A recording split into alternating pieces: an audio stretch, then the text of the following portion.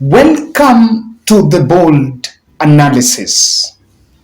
Former President Uhuru Muigai Kenyatta envisioned availability and affordability of health services as anchored in the Kenyan Constitution. Today, I take you down the memory line of a pledge that was conveniently used, or rather made, at the campaign trail, but it seems it's the least talked about. That is the health pledge. The biggest pet project of former President Uhuru Kenyatta under the big four pillars was affordable healthcare. Apart from the healthcare, there was the food security, manufacturing and industrialization, and there was manufacturing and industrialization, affordable healthcare, then food security. Yes, I've forgotten the other one. I think I'll remember. Then I'll also have to maybe speak about it somewhere. I think it was about agriculture. So, and this universal health coverage is a project that started way back in 2013. If you talk to our mothers, the young mothers who gave birth between 2014 to 2022, they will talk to you about Linda Mama. That was a pet project under President Uhuru Muigai Kenyatta, and it really helped for the last 9 years. Almost 1 million expectant mothers benefiting from it annually. When William Ruto went to a campaign trail, to a campaign in Kirinyaga, he said this. Na jambo la tatu, la nne, la mwisho, tumekubaliana kabla ya Disemba mwaka huu. Disemba mwaka gani? This year. Kabla ya Disemba, kila mmoja wetu hapa utakuwa na bima ya afya ya NHIF. Kila mmoja wetu.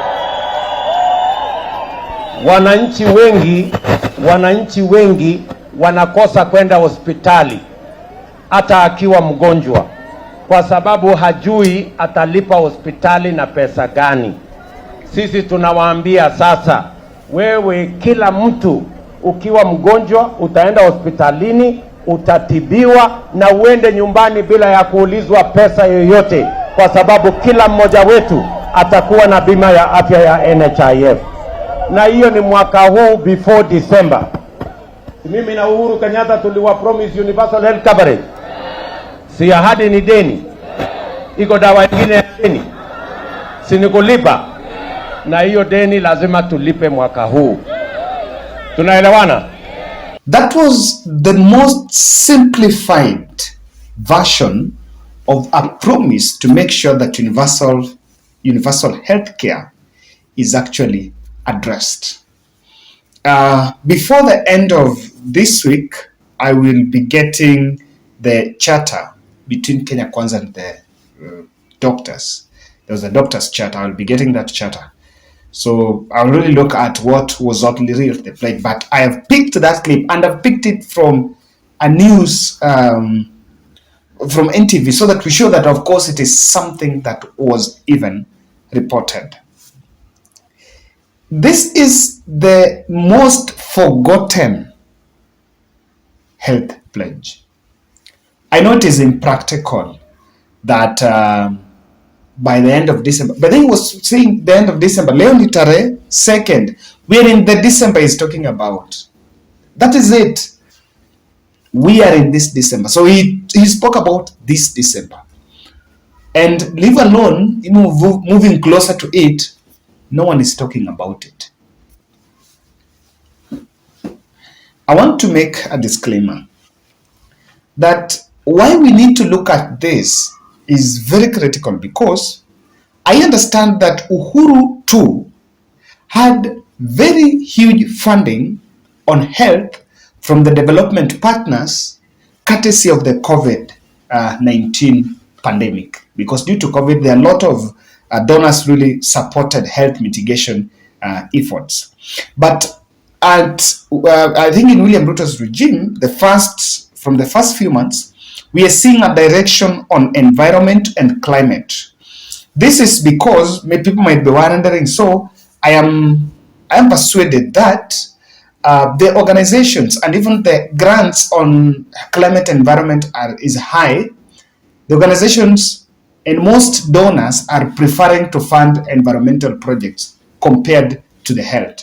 That is what I've found, and of course, even the NGOs that are doing on health are trying to make a linkage with the environment on climate, going through diseases that almost they can write proposals attached to some climatic conditions. So it is right that the health pledge is not there. But I want to tell you why this is a very good thing, because why we need to speak about this.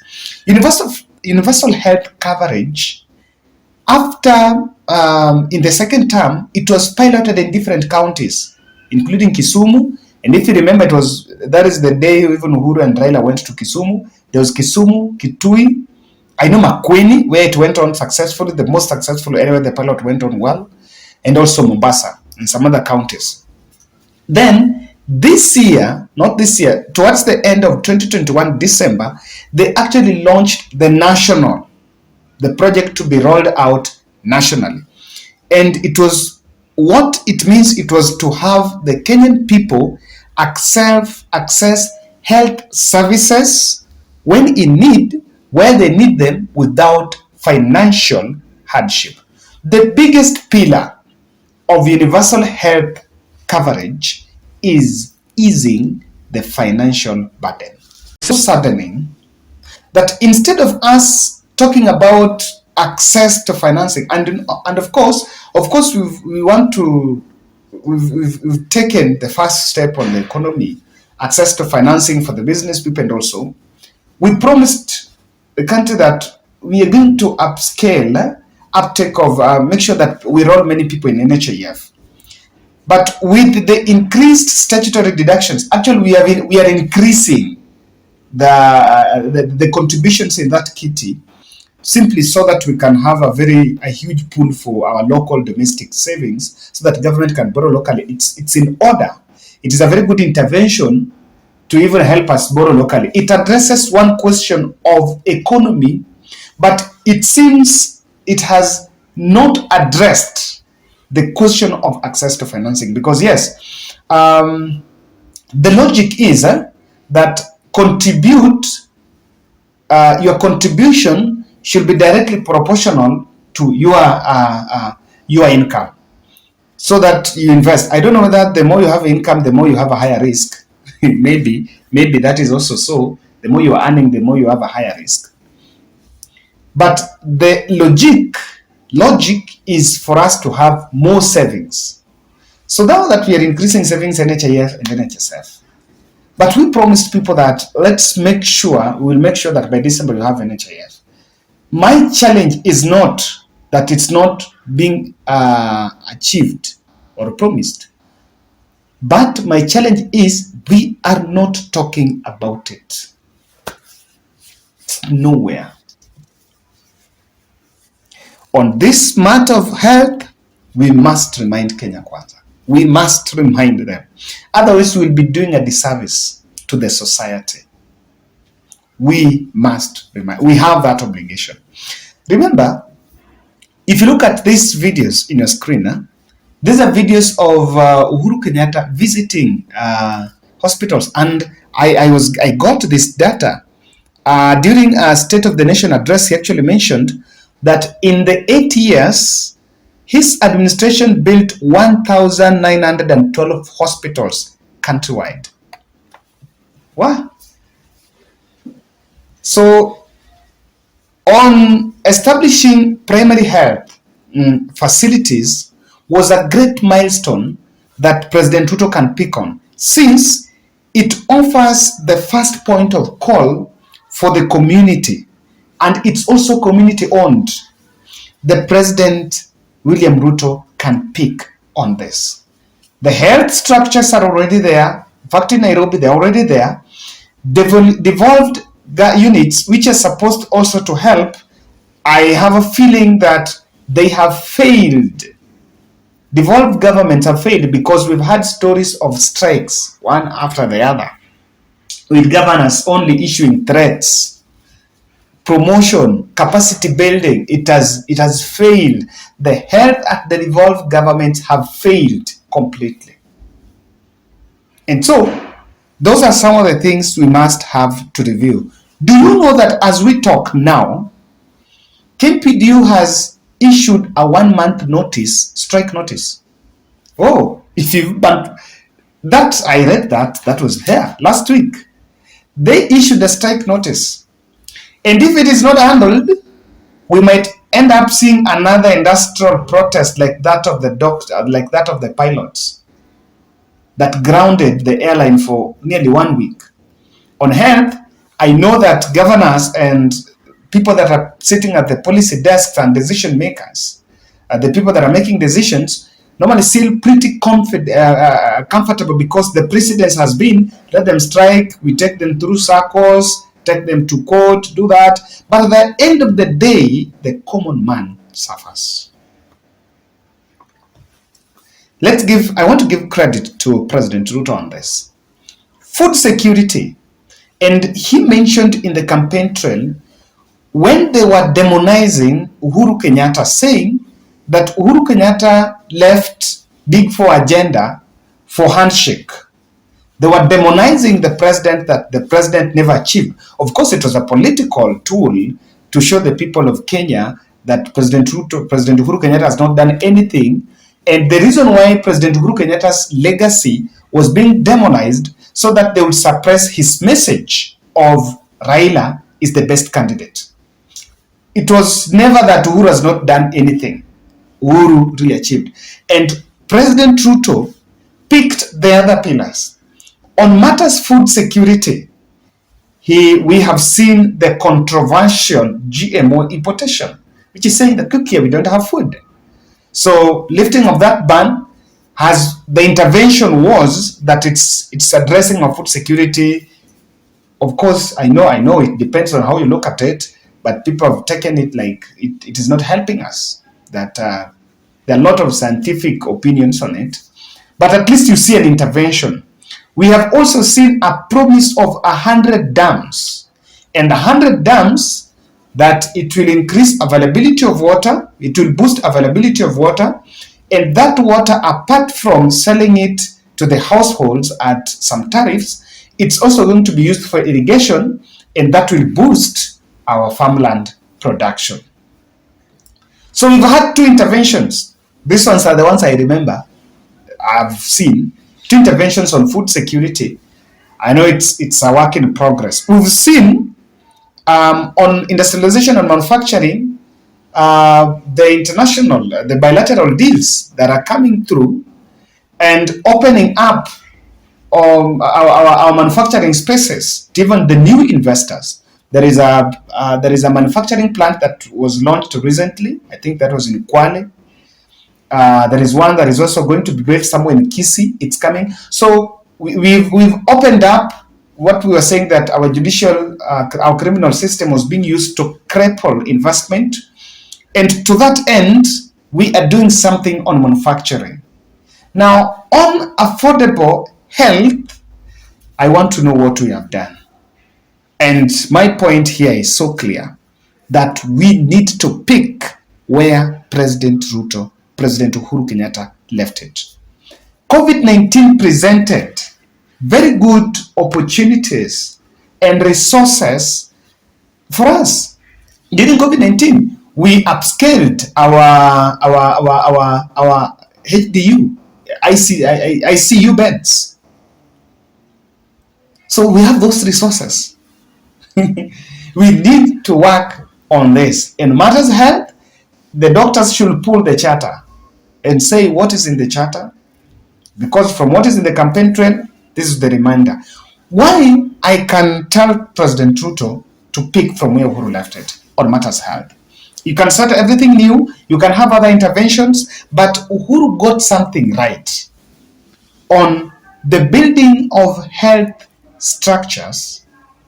is actually the building blocks. Offered the building blocks. We already have the blocks. We already have the hospitals. Take the drugs. We already have the hospitals. Address the human needs, the resources that are needed there, the human resource that is needed there. So that on this, I know on matters of affordable in terms of envisioners of affordable talked of affordability and availability. And I think President Uhuru Kenyatta, former President Uhuru Kenyatta, addressed availability. If you go to the slums, you will find some hospitals here and there. But are they helping? President Ruto have attended and I've seen him meeting manufacturers. I've seen President has met, apart from manufacturers, he has met on affordable housing sites. There's the Homa Bay one has kicked off. There is also the Kibera one has kicked off. The gem we have seen. But on health, President Uhuru Kenyatta, why you need to revisit is because for the 9 years, President Uhuru Kenyatta invested on intensive research on health, and lessons learned can actually give us the takeoff. We already have the lessons. We already made very well laid down policies on even on preventive and palliative diseases. So when we take that, let's not take that research to the dustbin. It can help. It can help. So I know that we gave a promise on affordability, but we can address the quality as of now. A healthy nation will give us a productive nation. You can only go to sell, even Mama Mboga can only sell and pay taxes comfortably if you reduce the amount of money he's going to pay there at the hospital. And by the way, you can only work kama uko mzima. Yes, you can only work kama uko mzima. So on matters of health, we should not mince our words. This is something that we can stand here and can sit here as a reminder. Integrate the Hustler Fund pension scheme. Instead of keeping it, that money, take that money to a health scheme. Take that saving, si ya Kiboro, kuna ile anabaki inaseviwa. That ka small saving, umweke huko kwa health. Hata kama ita capture kidogo, but after some time, imsaidie. It cannot be modeled as an insurance, but it can be health saving. So that kama imefika, ameenda hospitali and anataka, can get some help. There is a story of recently how Oburu Odinga was flown out of the country to India for some surgery. How many Oburus do we have? I'm talking about this because even in my inbox, I have many people that are reaching out, Kevin, can you do for us fundraisers? I have a guest, I have someone in the hospital, and they just so many. We cannot do it. That is why on matters health, I think we need to relook. That's my take.